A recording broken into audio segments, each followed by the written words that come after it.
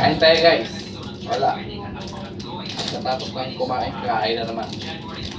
Magiging butiti tayo nito. Oh, ayan. Oh. Tapon mo yan ha. Ito, sa'yo. Oh. Ayan.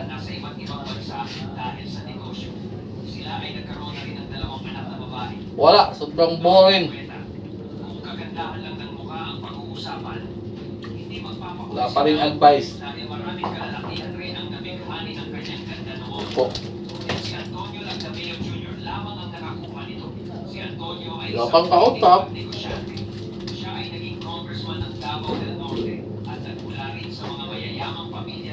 Wala pang kasyat.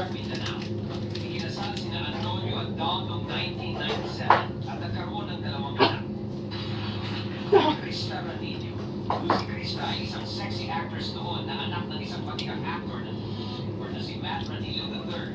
Noong 2010 ay pinakasalan ni Krista ang kanyang childhood sweetheart, si Nino Jefferson sa California, USA. Si Jefferson ay isang Filipino-American businessman at founder at CEO ng sikat na supermarket na Island Pacific Supermarket na mayroon ng mahigit 16 branches sa Amerika. Doon na rin naninirahan si Krista kasama ang kanilang 5 mga anak. Asunta de Rossi. Ang pagkakaroon ng relasyon ni Asunta Boring akong video. Wala ay mabuhat. ang pinaka-controversial sa lahat. Duyan lang. Marami man ang totoo ay hindi naman napigilan na magpakasal ang dalawa. Si Asunta ay ikinasal sa edad na 19 noon sa Kausap aso, ayan. Oh? si June Bakit?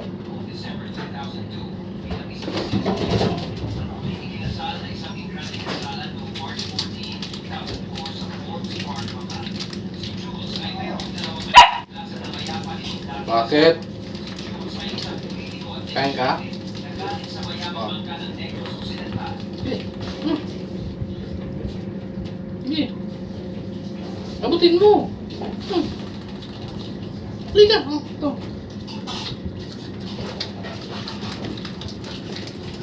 Oh, na.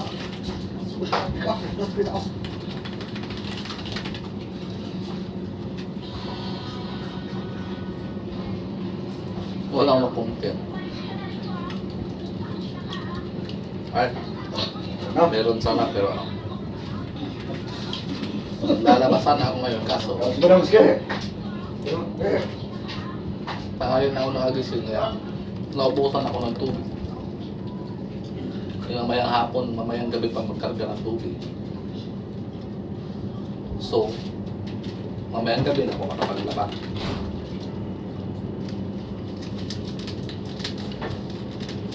Mag-overtime ako mamayang gabi maglalaba.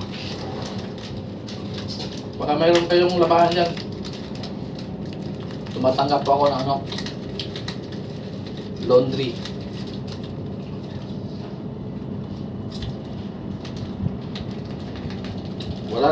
Wala lang ano, plancha.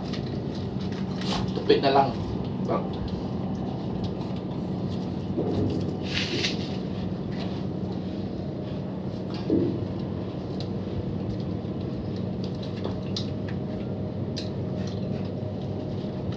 Guys, patulong naman guys.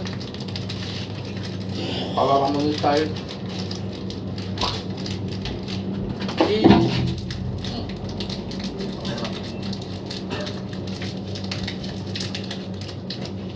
Magwanang po ako guys. Bye bye.